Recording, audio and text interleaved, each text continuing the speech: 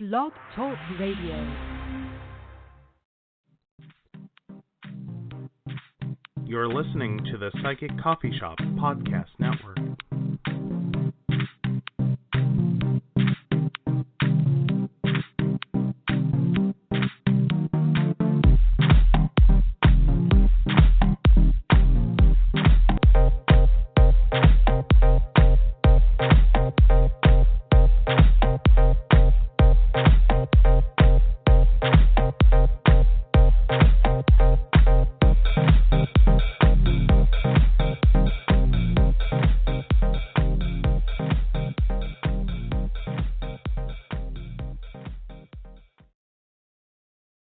Well, good evening, and welcome to the Psychic Coffee Shop.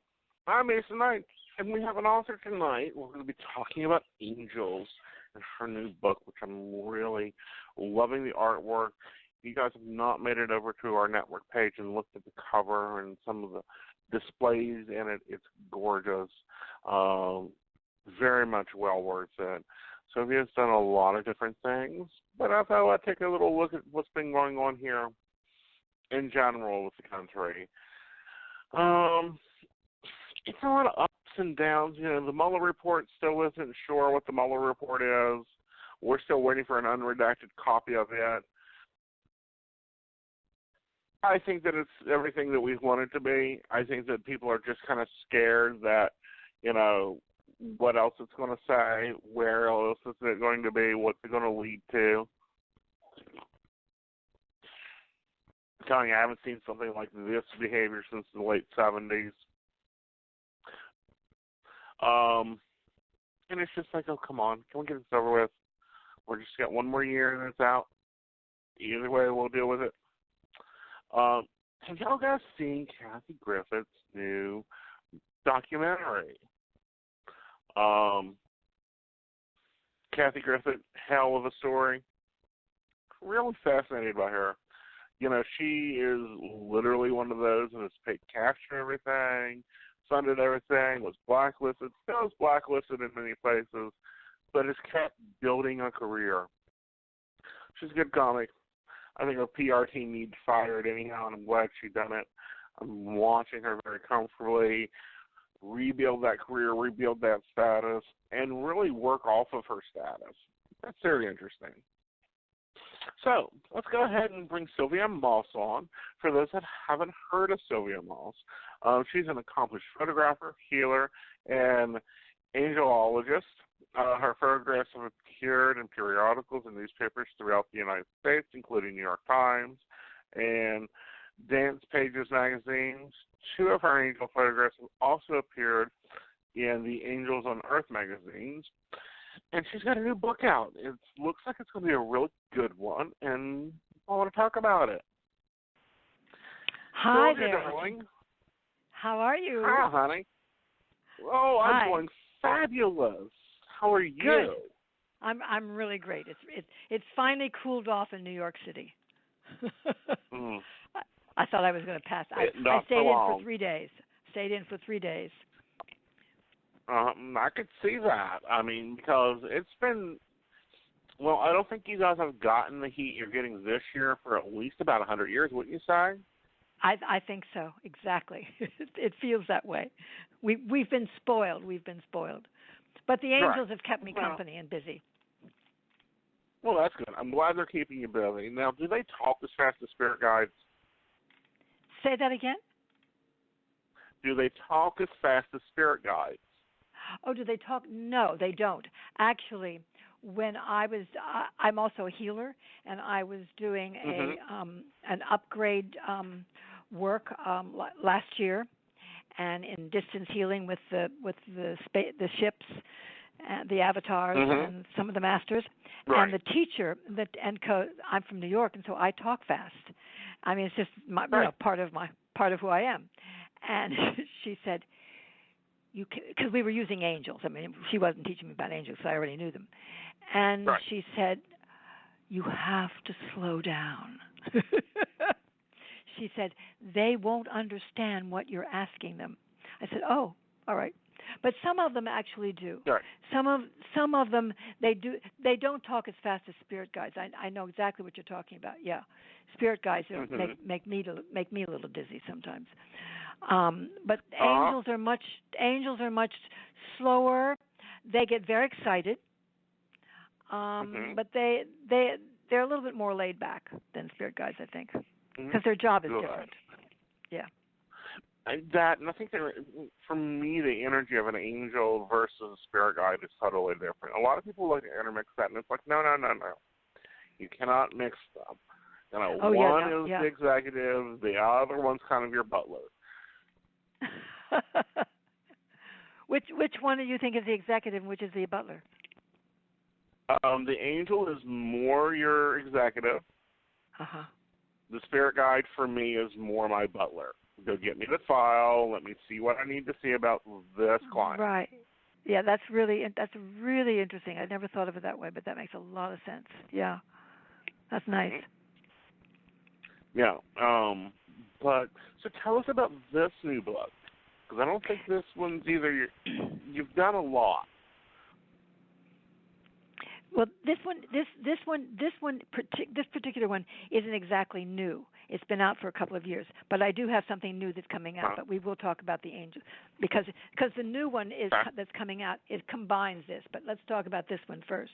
Ooh. The Angels of New York is the Angels of New York. I'm very glad that you like the images because it really is quite beautiful, and it was a lot of fun to do it. And I had met a lot of interesting people and situations. But for the listeners, the angels are photographs, and it's all in New York City and some of the, not just Manhattan, but in Brooklyn. I think it's just Brooklyn. Yeah, Brooklyn and Manhattan. And most of them are outdoors. Interestingly enough, they're not just angels in churches. And that was something that I didn't realize because someone had put me on to this because I had been taking pictures of angels just as part of my part of my portfolio because I was basically an architectural photographer. So that's of course how I found the angels. And I mean, and I don't know where most of your listeners are from, but in New York we have this very famous park called Central Park. And the centerpiece of Central Park is a very famous angel, and she's called the Angel of the Waters, but that's her personal name. But the whole area is the Bethesda Fountain, and she was named after the biblical text of the angel coming down and purifying the water, and then the people would step in and be healed. And so she was commissioned in the 1800s. I think it was probably, the commission was about in 1850. She's a woman, which is like highly unusual.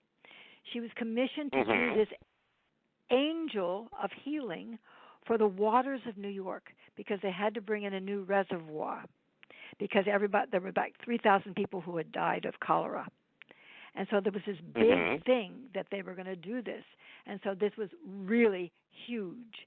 And very recently, in the New York Times, there was, because I think it was Women's Month, or I can't remember what triggered it, but they did a whole obituary section for the whole month in the New York Times on women who did not get their due in their obituaries, which I thought was very interesting. And so the artist for this particular statue was highlighted, and this whole story about her life came out. And she herself was a very interesting character. And but the statue was the main character of the movie The Angels of America, the Tony Kushner play that they made into a movie. And so the angel, they panned the camera on the angel, and her head lifted up, and she turned around, and it was this whole thing. So it's a very famous angel. So she is in this book. She's very, very beautiful. Right. And some of the others are very, very beautiful as well. But the interesting thing that I was going to be doing a photography book of angels. Of course, when you do angels, it's always spiritual, of course. And but as I'm doing it, they're starting to talk to me, of course. and they're starting to tell me what the book is really for. And it turned out halfway through, I think, that the book is really for meditation, and it's for people to sit down with the book in a quiet place at the end of their day, whenever they're going to rest or whatever they're going to do, but to sit down with the book and just open the book in any page, and then sit with that angel and commune with it. I mean, if people are into talking to spirits and angels, they could do that. But if people aren't there yet, they can just tune in to the photograph, because embodied in the photograph is the essence of the original angel that was channeled by the artist. That's what they told me. And I totally believe it now, because there's some angels that I to this day, I cannot stop looking at. I mean, because they are imbued with this incredible energy. So it's really a many-splendored book, or many-fold book that has. So it has many purposes. What I like about it is that a lot of these angels were not like ordered by the church, or they were picked out by common everyday New Yorkers and said, you know what, we want this one, or we want that one. Yes. Yeah. Yeah. And some of the ones, like the ones that are in, I believe you've got it looks like a church. I would say St. Catholic Cathedral, but St. Peter's Basilica, but I also know that there's a lot of different ones there. The ones that are. Why did you choose those? Why did I do what? Why did you choose those? So those particular angels, the ones that are in the church, you mean? Yeah. I think the ones that you're talking about are from the Cathedral St. John the Divine. There's 4 angels in a church, and the rest are outdoors. Right. So it was interesting. I didn't choose them. They chose me, so to speak. The ones that were in the Cathedral of St. John the Divine, there's 2 that are kind of twins. So I think it's the angel of the lute and the cymbals angel. They're in the Cathedral of St. John the Divine, and I happened to be photographing there. And I saw them. I fell madly in love with them, and I asked permission to photograph, and that's actually where it all started. But I put them in the book because they're just very, very rich, and they're very traditional, and they're full of what they stand for, the music and the symbols. Right. Is that what you meant? They've witnessed. Oh yeah. And think of what all they've witnessed. I mean, the Central Park Angel. Yes. She's with Central Park change. Did you notice any difference in energy, or any, for the people not living in New York? We, during 9/11, was kind of like, we saw pictures of angels. I've seen images of photos of angels holding space there, angels walking on the streets. What was your experience with that? With when I was photographing them? Yes, that was very interesting at times, because I realized that I was in meditation. Because a couple of them, let's say 2 of them, I think only 2, that I had to stand on very tall ladders to get up to their height so that I could get them as a portrait, and they were outdoors, and one was indoors, but natural light. And so when you're looking in the camera, you have to do all kinds of focusing, and the changes and the light changes. And so the one in Central Park particularly, I was on the 6-foot ladder, and I did have an assistant who was holding the ladder for me. And you have to get special permission to do these things. So it wasn't just like, you can go climb on a ladder. And it was in the late afternoon, and I was trying to get that golden light. But of course, in the late afternoon is when clouds start to come in. So it was very challenging, because I would have to wait for the clouds to lift over the sun, and then it wasn't the right tone, and then it would be too much of this and too much of that. So I was on this ladder at one period, looking through the lens, I think for 30 minutes steady, and I realized I was not getting tired. I was being energized, and I realized afterwards, oh my God, I'm in meditation with these. I'm communicating with them. Or let me say, they were communicating with me. Right. And that happened many, many, many times. And they didn't start. I didn't notice getting information, verbal information from them when I was photographing. But what I did notice was, and this is going to sound crazy, but like an exaltation. At the end of some of these photo shoots, I would be so, joyful, because I'm carrying a heavy tripod and a big camera, and I'm a small person. I mean, it was not work. It was not work. Right. And then there's we are. Yes. Yeah, when we're in that space, I can do event after event, and I see it happen all the time. People flying around, we're setting up booths, we're doing readings, talking, all that. Nobody gets tired. Exactly. When you're in the right space and holding that. Yeah. So I have a question: were they as picky as humans?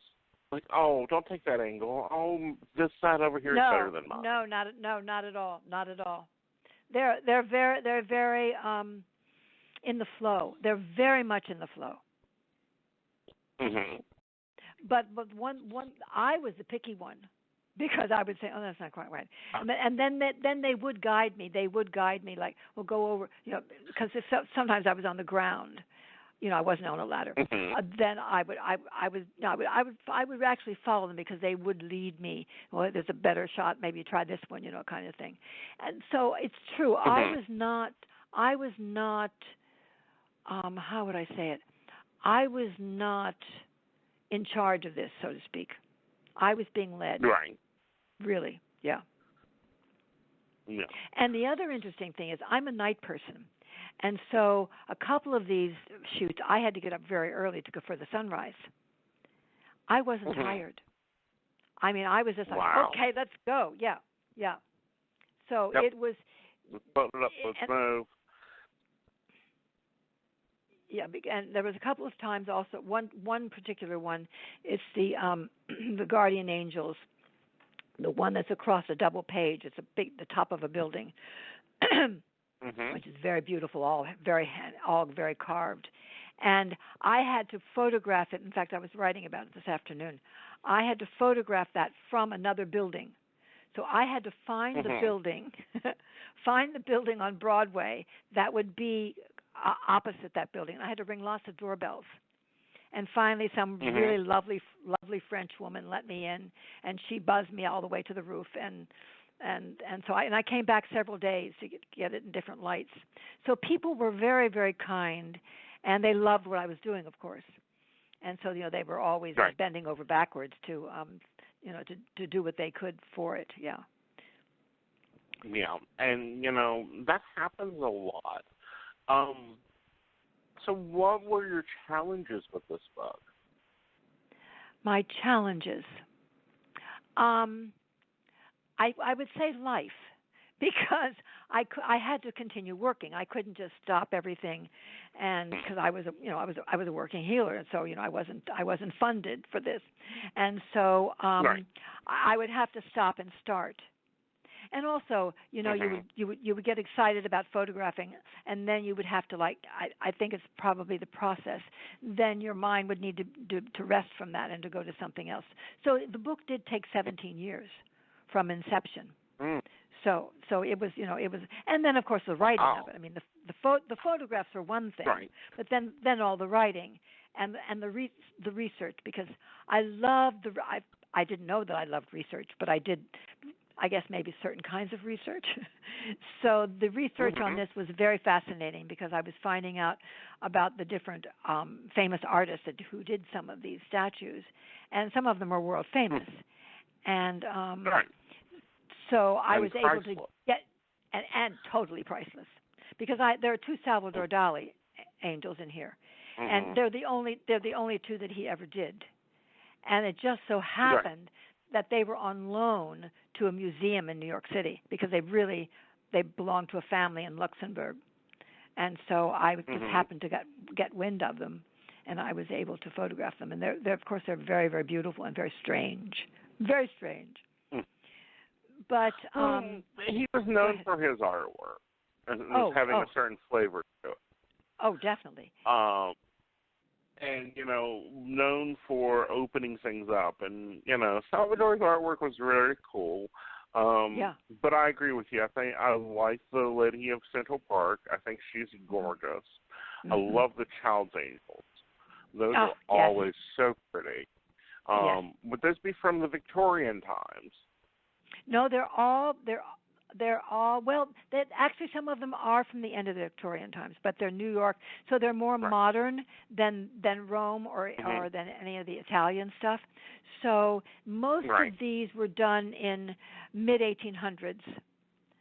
And some were modern because some of them are from living artists, but the older ones, late 1800s. So it would be Victorian. Yeah. The reason I was asking is because you really didn't see a lot of children depicted as angels until the Victorian times, when people were losing them. 1 out of 5 would survive. I mean, there was a lot of people that started not even naming their children until they lived to be 5 years old. Yeah, exactly. It's true. Yeah, there were a lot that did happen. Yeah, and when I was in Rome photographing some of the angels, I was able to go to a cemetery there, and there were some amazing angels that are grieving. I mean, the artists' imaginations were just because the Italians were really famous for having wild artistic imaginations. And creative imagination. So I hear you're working on a deck. Say that again? Sorry. I hear you're working on a deck. Yes. An oracle deck? I call it a wisdom deck because it's more wisdom than oracle. Mm-hmm. But, they're the same family. And the deck is almost finished. We're doing the corrections on it, and we'll go to press probably in 2 weeks. And it combines these angels from the Angels of New York, and it combines the angels that I photographed in Rome, because I was going to do a Rome book. But then I decided I didn't want to do a Rome book because I would have to go back and do more photographs. And so this angel deck idea came to me, and I see the power of the angel deck, and it's just so much fun. And I channeled all the messages on them, and I have a fabulous graphic artist designer who we did some cloud work around all the architectural stuff because I wanted them to look like heavenly angels, and they do. Right. And they are just I'm so madly in love with them. I can't stand it. And it's a 54 card deck, and the title is The Angels Speak.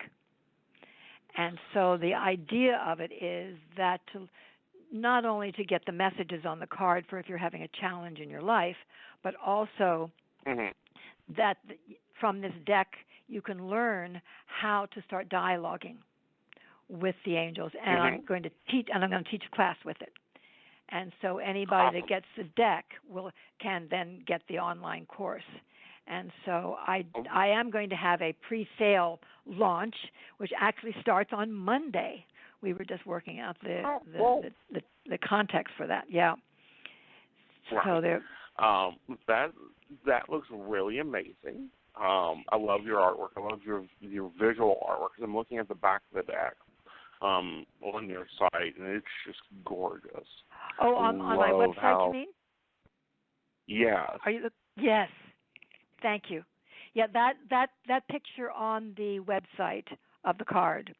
That's the Bethesda fountain. That's the one in Central Park, and that's the cover picture for the deck. Right. How's the quality of the paper? You mean on the deck, on the card deck? Of the deck. Yes, the deck. they're very sturdy. They're very sturdy. I'm Good. using a printer. I searched out this printer. The printer that Doreen Virtue did a lot of her cards with. So I got her printer. Well, it's not her printer, but they're very high quality. Mainly because I needed a printer that was going to get the color right, because it couldn't just be anything. but they're Right. very high end. They're very heavy. They're not too heavy, but they're just right. And right. But if you got her printer, honey, that deck will hold up. I use her Angel Messenger cards, and I have 2 sets of them. One set was when it first came out. It was actually part of the pre-release. The other one is a reprint probably about 2.5 years later. And she had changed printers by that time. The original deck I still use for public readings because you can't. That deck has been in a bag, on my table, had coffee spilled on it, been through a thunderstorm. You can't well, I'm sure, I'm not going to say you can't destroy it, but that deck will hold up. What I've noticed a lot in the industry is the printers have gone to this lower quality paper, lower quality card stock because they want to make their decks small and thin. And that's real cute. If you're buying one deck and doing a reading, a month. But for us professional readers, we are going through these new decks about every 6 months. I'm having to replace it.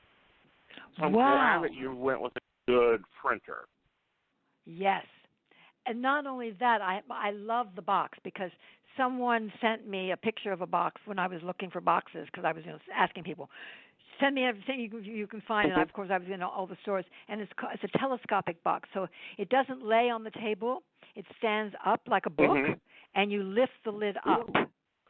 So when it's standing, I know. So when it's standing, you can pick a card from the top.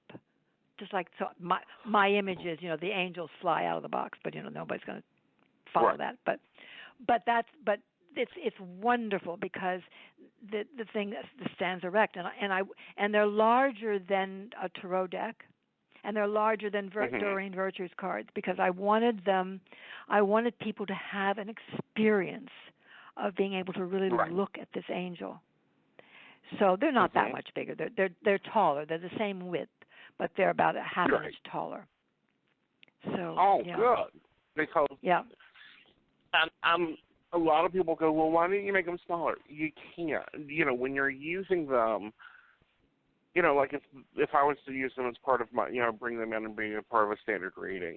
And Bamboo Press, it does a good quality stock like this too, just for our listeners. But if they're bigger, they're easier to carry. They're easier to keep up. They don't want to weigh as fast. Yes. The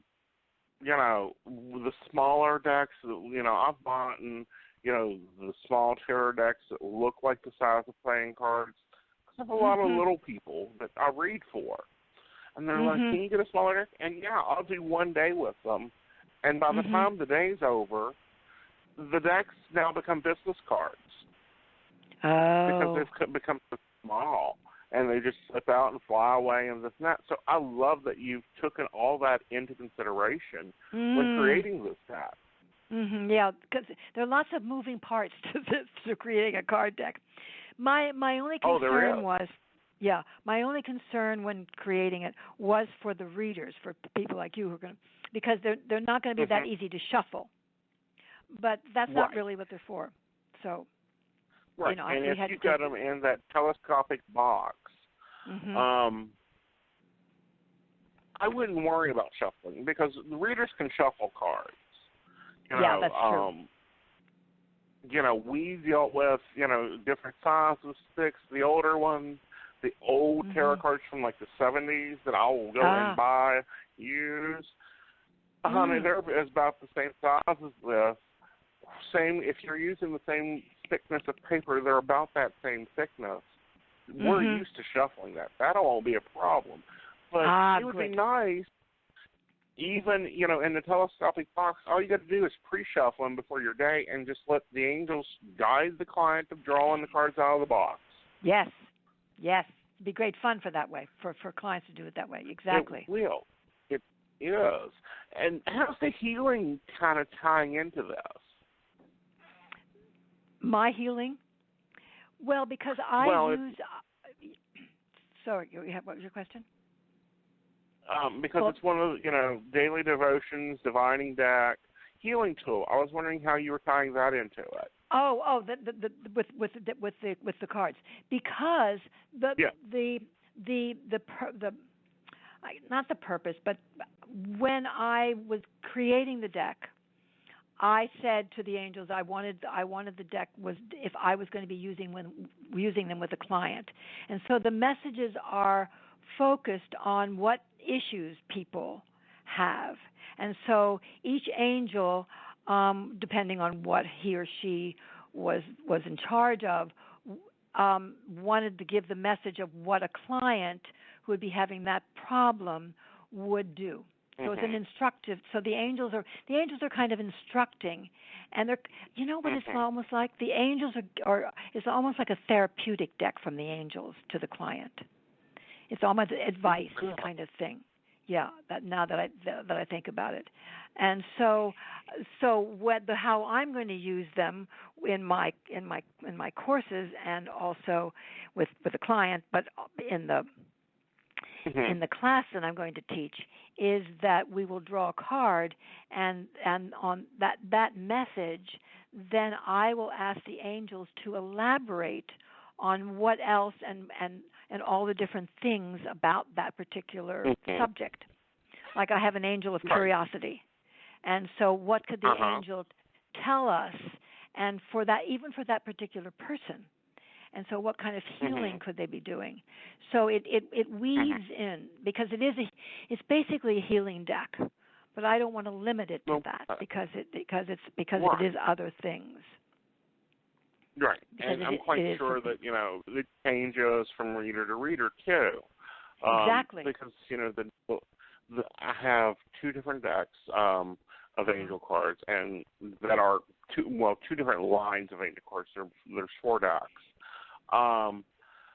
But for me, the angel messenger cards turn into, a lot of times what I find is that they don't even talk about what we're talking about. They'll talk more about going back, hey, did you see that 9 of Pentacles over there? Yeah, her money sucks. This is what she needs to do to fix that. Yeah. Like, you missed something, reader. Yeah, they're really good overseers for us. They keep us on track. They are. Yeah, they do. Yeah. So what else have you got in the works? So you got classes? Are you going to create a system like Doreen did, or are you going to just teach it and let the readers go forth with it? Yeah, no. This will be for now. I don't know if I'll have a system like Doreen did, but I know that there are more decks within me. And it's just a question of what reveals itself. But the main thing for me is the spiritual side, because that's being a healer. I mean, it's just sort of it's the water I swim in. I may, because one of the things that's sort of lurking around the edges, around the back of my head a little bit, is maybe something on the chakras, something to bring in the body, because I do a lot of physical healing with people. So things of that sort. But I am going to do this online class for just the deck. But then I also, starting in September, in fact, we're developing it right now, I'm doing my first online healing group. And it'll be a master class. And so it won't be to teach people how to be healers, but it will be like for personal healing. And so I'll be doing healings on them, and I'll be using the crystal bowls. And so I would be doing everything that I would do with a client in person. But I'm going to design it so that I can do it as online, as a classroom. And I taught healing. Maybe 10, 15 years ago, how to be a healer from my work, and but then I branched on to other things. So I have that in my tool bag. So, but that'll be in September. And cool, that'll be awesome. Our listeners can go check that out, and that's on sylviamoss.com. And I also noticed you work with singing bowls. You got quite a few of them. Yes, I do. In fact, I'm doing an event this Friday. I do sound baths. I do several types of sound baths. I do a sound bath that is called the Divine Light, because it's a high frequency activations. And then what I'm doing this Friday is a crystal bowl jam. It's like a jazz jam session, but we use crystal bowls, where it's for people who want to play the crystal bowls rather than just sit back and listen and be healed by them. And so we sit in a circle, and everybody sits down to the bowl that they're attracted to, and I teach them how to play. And I got to tell you, it's just remarkable. Some people who are very shy and hesitant, like they don't know quite what to do with playing the bowl. By the end of the evening, they're playing the bowl, and we've got this little chamber orchestra, and it's just beautiful. So it's a lot of fun, and a lot of people, are very fascinated by how you play a bowl. And it's just really being in meditation and just letting the bowl play you, so to speak. So that's a lot of fun. But if anybody's interested in, sorry, go ahead. It can be. I love singing bowls. Where are you doing this at? I'm doing them in my home now. I was doing them in different yoga centers, but it was just a lot easier because I like to use more than a few bowls. And so if I have them in my apartment, then I have the whole full range of I have about 30 bowls at this point. Yeah. But I don't use all of those in the. But I also have several I have a musician friend who's a professional musician and a music therapist, and she plays with me sometimes also. And that's really exquisite. And I'm going to be doing go ahead. Have you thought of recording them? Yes, I have, but you have to have special mics, and so I found out the mics that I need. I found them out from the man who makes the bowls, because the alchemy bowls are much higher pitched than just plain white frosted crystal bowls, and so if you don't have the right microphones, they get very screechy, and they're not very pleasant. But I am going to do an online class also in the fall. Of sound baths, and I don't know if anybody's actually doing a full-out professional sound bath. Some people will just play the bowls a little bit but I have to get the right mics, and so I have. I don't think anybody else that I currently know of that are doing any of that. Well, how could someone get involved in that? Of course, it's in New York because that's where you're out of. Yes. Do they contact you through their website, or? They can contact me through the website, and also if they want to contact me, on the website there's a contact page, and you can just and it sends me the thing. But also my email address is sylvia@sylviamoss.com.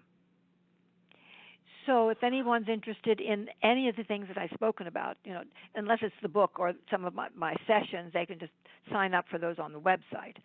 But if you're interested in the cards, and you can buy the book on the website, but the cards hasn't been set up yet, and the new courses, just send me an email, and I'll send you all the details for ordering the cards. And with the cards, because it's a pre-sale, so I'm putting in lots of bonuses for the pre-sale, and they are, of course, you get the deck, and then you're going to get the online course for 6 weeks. And then, let me see, where's my list here? Because we were just doing this afternoon. And then there will be a complimentary sound bath, so that you get to come to a sound bath, either online or in person. And there'll be one of those. And then it'll be unlimited emails. That is if you're in the class, not if you. So, and so the deck is going to retail for $60, and for the pre-launch, for the pre-sale launch, it will be $39.95 with the bonuses, because I want it even cheaper. Because a good deck is hard to find anymore. I don't care what genre, Oracle, Wisdom, Tarot, whatever. The good quality deck is hard to find. Both of those are very, very reasonable price. And good. You can also get, isn't your books on Amazon? Because you've done more than just the Angel book. I'm sorry, No. I have a book from a very, very, very long time ago. It's called Wisdom of Women or something. I can't remember what it was. It's a compilation of different stories. Yeah. Wake up, women. Thank you. You've done your research. You're welcome. Really good. My PA does his research very well. Right. Well, on the website, that takes you right to the Amazon. When you click on you want to purchase the book, it takes you right to Amazon. So, and on the website are all my sessions that I give. I think I have 4 types of healing sessions, and people can, because I do all my sessions by phone or Skype, or in person, of course. So I work all over the world, so it's not a problem. Right. But and also with the cards, I mean I don't know. I don't do that many tarot readings because that hasn't been my thing. But my sense is with the cards, you're really talking to the angels, and I guess you're talking to the spirits when you're doing the tarot. But of course, I have a preference. But I think that they will be, they'll have a lot of power to them. Yeah, I think it'll be fabulous. Well, Sylvia, thank you so much for joining us. Come back when the cards launch and when you launch the classes. I think it's exciting to keep up with you. We're going to go to break, and then when I come back, I'm going to be taking y'all's calls. Okay. You guys have a wonderful break time. Thank you. Bye-bye. And you'll find us at www.themagichappens.com, your free online magazine.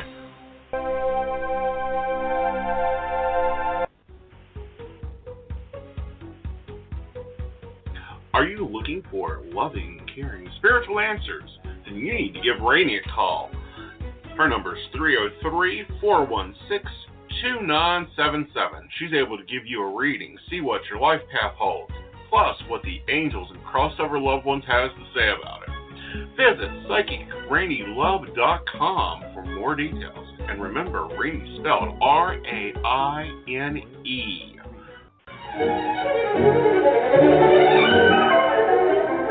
As a busy modern woman, I'm constantly on the go. Having to make multiple stops while I'm out shopping or getting things done just doesn't work for me. That's why I love going to the Crystal Lotus shop for every one of my metaphysical needs. They have all the basics like stones, candles, sage, plus they carry jewelry, herbs, cards, a variety of unique gifts, and several other items you're probably looking for. Uh-oh, sounds like my husband's old college injury flared up again. That's okay. I can count on the team of healers at the Crystal Lotus to fix him right up. They offer massage, Reiki, Kalamni, as well as other energy modalities, all performed by licensed, highly trained, and gifted practitioners. And while he's being taken care of, I'll sit down and get some guidance by one of their accomplished psychic readers. Oh, and did I mention they do custom orders and have gift certificates as well? They even offer yoga several days a week for all levels of experience. Plus, the last Saturday of every month, they have Psychic Saturday, where they offer discounts on readings as well as mini healing sessions. Stop in to meet Shauna and the rest of the family there. They're located at 89 Old Main Plaza in St. Albans, where the Loop Pharmacy used to be, or give them a call at 304-729-8055. Crystal Lotus, taking the spirit where the body cannot go.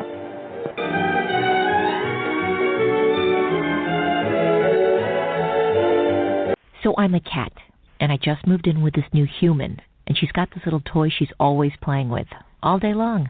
Tap, tap, tap, tap, bloop, bloop. She can't put it down. There it is. Oh, and get this. She even talks to it. Last week she asked it for Chinese, and guess what? Egg rolls showed up. Like magic. Humans have cool toys. A person is the best thing to happen to a shelter pet. Be that person. Adopt. Brought to you by the Ad Council and the ShelterPetProject.org.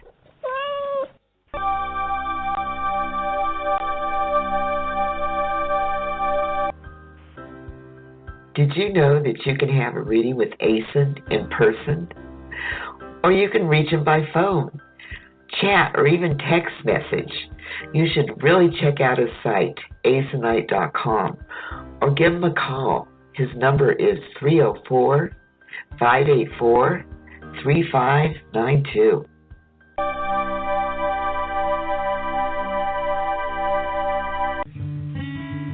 Hi, welcome, relax, have a cup of your favorite topics with your hosts Aeson Knight and Rain Love. There's nothing like a good conversation to warm your soul and give your spirit a break now and then. Aeson and Love have such a wonderful way of exploring topics like psychic phenomena, important topics in our daily lives from a psychic's point of view. And you never know who else will stop by. The Psychic Coffee Shop, live on Blog Talk Radio. So come on in. We made a fresh cup of Java just for you.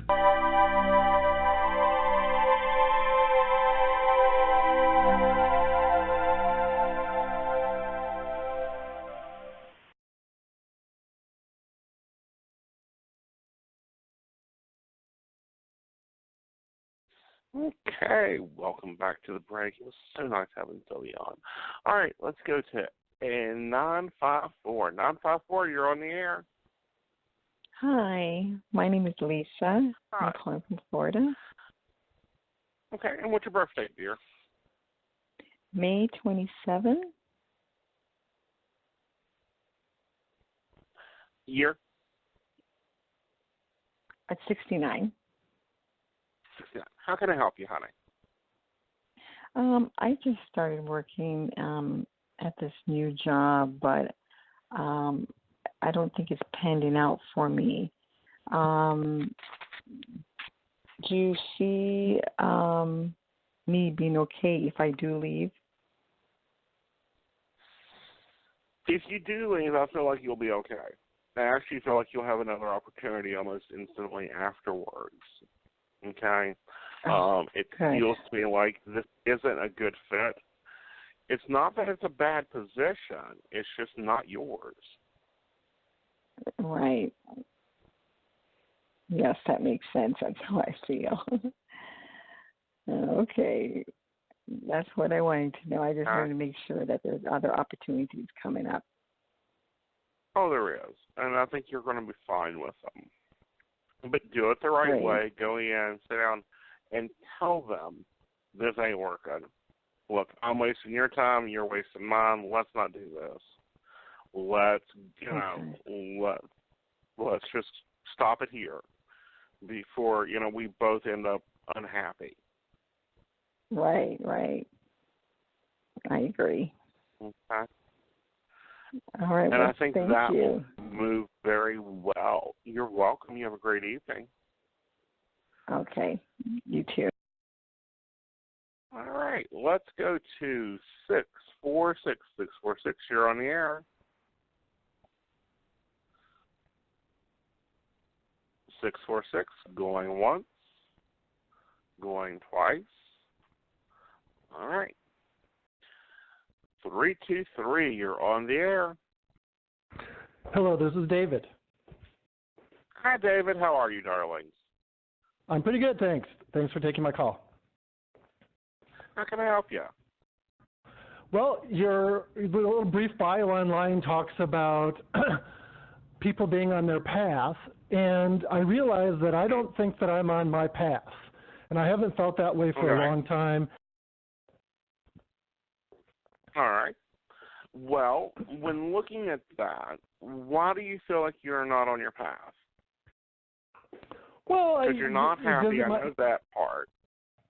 Well, I mean, I don't really care about happiness. I mean, I always kind of thought that life was bigger than happiness. But I don't know. I just don't seem it doesn't seem like I'm serving a purpose. I have all the money I need. I've had all the wine and sex and love and travel I could want, and I'm not quite sure why I'm here.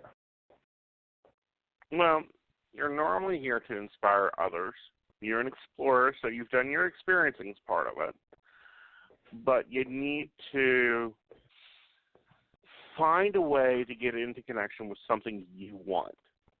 And I think that's where you're kind of failing at, is finding what you want, as far as how to create something into a deeper meaning. Right. Okay? I think with that, you're more so just dragging yourself around and going, okay, what am I supposed to do here? And it's really more so, what can you do for others? Because sharing the experiences, sharing the stories, people rarely, get caught up in that position of, well, I need to share this story. They don't, look at it and go, well, how do I share it? What do I share it about? They get stuck in that. Right. Okay? And that's where I feel you're at, is you're still trying to figure out how to connect with, the rest of why you're here. Yeah, well, I'm definitely disconnected, but. Right.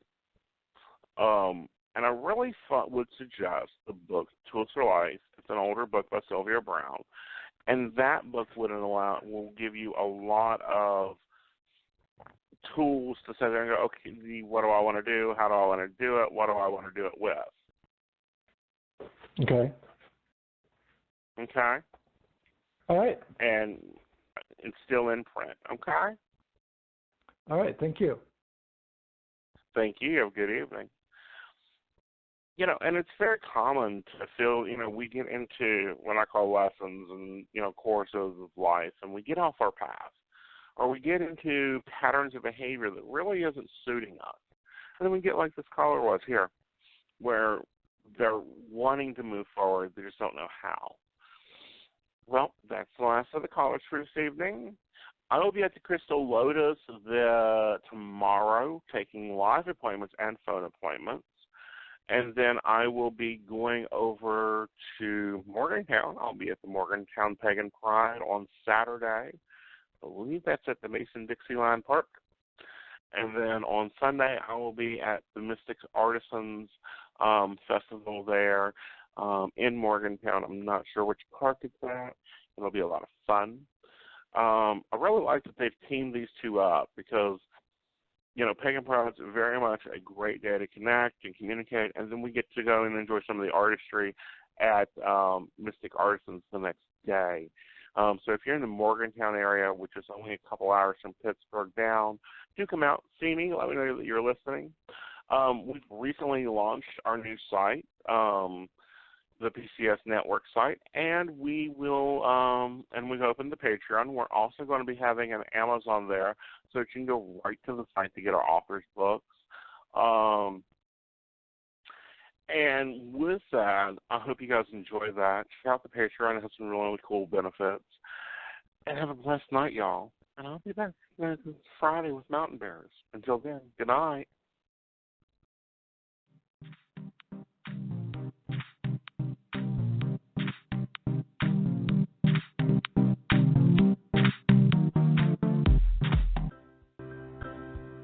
Did you know that you can have a reading with Aeson in person? Or you can reach him by phone, chat, or even text message. You should really check out his site, aesonite.com, or give him a call. His number is 304-584-3592. Are you looking for loving, caring, spiritual answers? Then you need to give Rainey a call.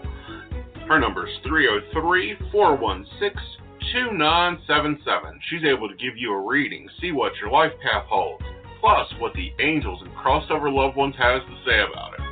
Visit PsychicRaineylove.com for more details. And remember, Rainey spelled R-A-I-N-E.